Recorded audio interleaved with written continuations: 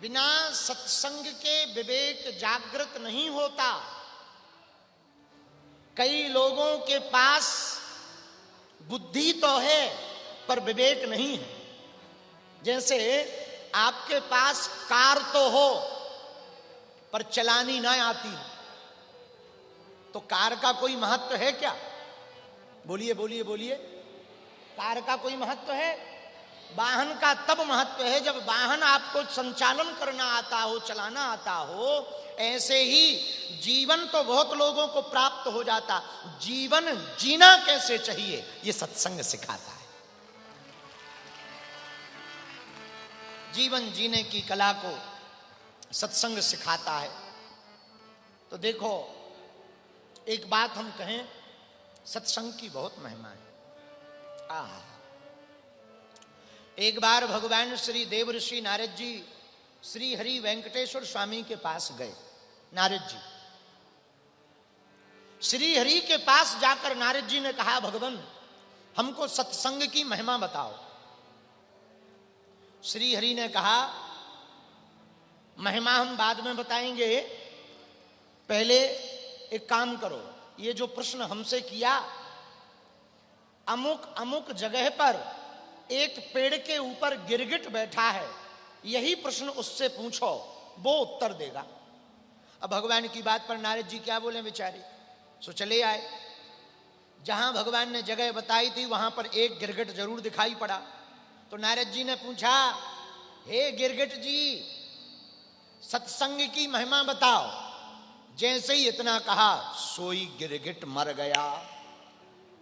नारद जी वापस भगवान के पास गए, बोले हमने तो पूछा था सत्संग की महिमा बताओ, वो तो निपट गया, राम नाम सत्य हो गया।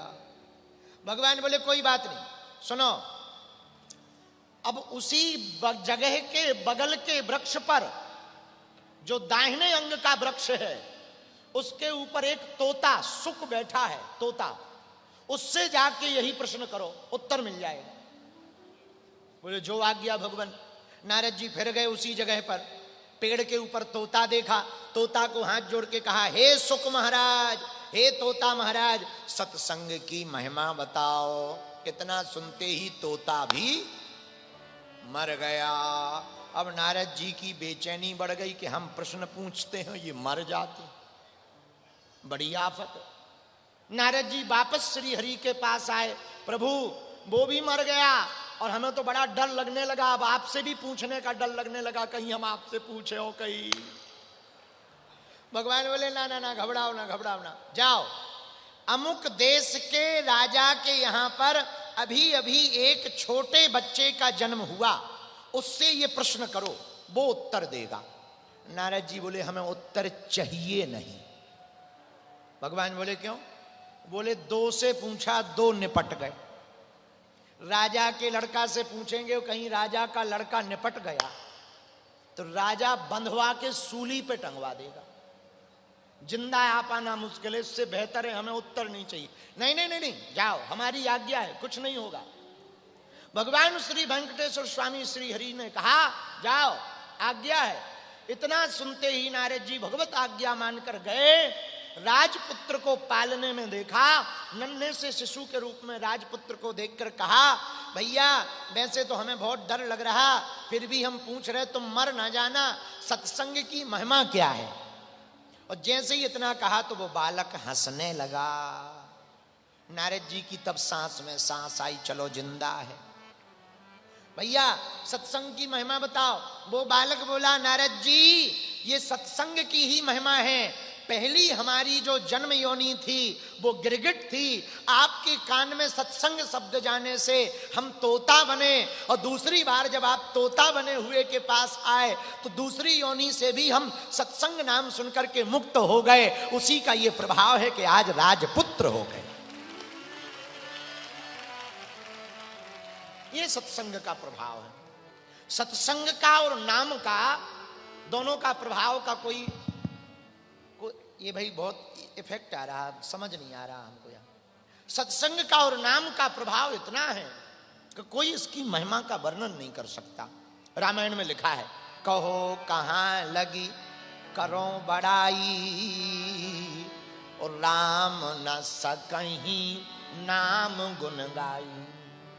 भगवान भी महिमा नहीं गा सकते, सत्संग की इतनी महिमा है, नाम की इतनी महिमा है, भगवान भी अपने मुख से नहीं गाते, दूसरों से कहलवा देते।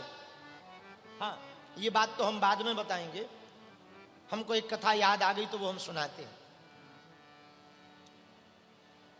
भगवान श्री रामानुजाचार्य महाप्रभु हुए, साक्षात श्री हरि के अवतार तो हैं ही हैं। श्री रामानुजाचार्य महाप्रभु जी के बारे में हमने एक कथा सुनी, उसको सुनकर हमारे मन को बड़ा आह्लाद पहुंचा, बड़ा आनंद आया। शेषावतार श्री भास्कर रामानुजाचार्य भगवान एक बार श्री मैलकोटा पहुंचे। मैलकोटा जानते हो? यहां के लोग जानते हैं? हाँ, तिरुनारायण स्वामी, तिरुनारायण स्वामी में श्री मैलकोटा नाम का एक स्थान है जो नारायणाद्रि पर्वत पर बड़ा दिव्य स्थान है। उस पर्वत पर भगवान को रामप्रिय रूप में, उपनाम के रूप में रामप्रिय के नाम में जाना जाता है। रामप्रिय भी कहा जाता और सेल्वा पिल्लई के रूप में भी पुकारते हैं वहां के उपनाम के रूप में। तो श्री मैलकोटा में श्री रामानुजाचार्य महाप्रभु जी अपने सभी परिकर के साथ, त्रिदंडधारी परिकर के साथ श्री हरि के पास गए, ठाकुर जी के पास। बढ़िया दंड लिए, जैसे इन बटकों के मस्तक पर तिलक है ना ब्राह्मणों के, ऐसे ही भगवान रामानुजाचार्य जी तिलक लगाए। उनके सभी त्रिदंडधारी तिलक, 12 अंग में तिलक लगाए हुए और त्रिदंड लिए हुए जा रहे थे। गए, जैसे ही भगवान ने देखा, भगवान बड़े प्रसन्न भये, आओ आओ, पधारो पधारो पधारो पधारो। तो श्री हरि ठाकुर जी के दर्शन श्री रामानुजाचार्य जी अपना दंड लेकर के खड़े खड़े कर रहे थे। भगवान ठाकुर जी बोले रामानुजाचार्य जी से, हे आचार्य महापुरुष, एक बात बताओ। भगवान रामानुजाचार्य जी बोले, कहो प्रभु। ठाकुर जी की लीला है। उन्होंने कहा, हमने राम अवतार में जब प्रण लिया था, पृथ्वी जो भूमि है वो पापियों से हम मुक्त करा देंगे। निश्चरहीन करो मही, भुज उठाए प्रणकीन। हमारी प्रतिज्ञा है, इस भूमि पर एक भी पापी नहीं रहेगा। जो हमारी शरण में आ जाएगा उस जीव का हम कल्याण कर देंगे। लेकिन उस राम अवतार में भी गिने चुने 2 ही 3 लोग हमारी शरण में आए। 2-3 लोग ही आए। एक तो विभीषण जी आए। तो विभीषण जी कब आए? जब भाई की लात खा गए। दूसरे सुग्रीव आए। तो सुग्रीव कब आए? जब बाली से हड्डी तोड़वा चुके। तो गिने चुने 2-3 लोग आए। आपके अंदर ऐसा क्या है हे आचार्य प्रवर? भगवान कह रहे श्री रामानुजाचार्य जी से, हे आचार्य प्रवर, आपके अंदर ऐसा क्या है कि आपने लाखों लोगों को शरणागत कर दिया, भक्त बना दिया और मुक्ति के मार्ग पर चला दिया? ऐसा कौन सा मंत्र है वो हमको बताओ।